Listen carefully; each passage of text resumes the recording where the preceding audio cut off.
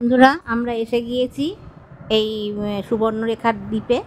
হ্যাঁ, এই বাবাই নেমে গেছে। বাবাই এখন নতুন জায়গায় এসছে, শোকাশুকি করছে, দেখছে কোথায় কি আছে টাছে।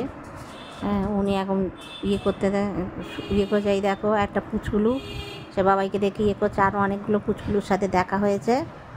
হ্যাঁ, কিন্তু অনেকে আবার ভয় পাচ্ছে। আমি ততক্ষণ এই চারিদিকের দৃশ্যগুলো দেখাচ্ছি।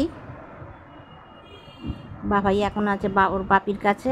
এই দেখো চারিদিকটা, জলটা চলে গেলে পরে এখানে জল মানে জোয়ারের সময় জল আসে, আবার ভাটার সময় জলটা চলে যায়। এই যে চারিদিকে শুধু ধুধু করছে, সবুজ আছে, ওদিকে জল, ওই যে দূরে ওটা সমুদ্র। হ্যাঁ, এই দেখো কি সুন্দর লাগছে। এটা হচ্ছে জায়গাটার নাম হচ্ছে বিচিত্রপুর। এটা হচ্ছে বালেশ্বর জেলার জলেশ্বর নামক জায়গায় বিচিত্রপুর। এই দেখো এখানে আবার ছোট ছোট ওই কি একটা পোকা।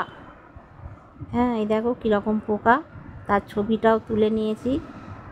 এখানে কাঁকড়াও আছে, দেখতে পাচ্ছ, এই গর্তের মধ্যে কাঁকড়া থাকে। আর এই দেখো এগুলো কি পোকা কে জানে।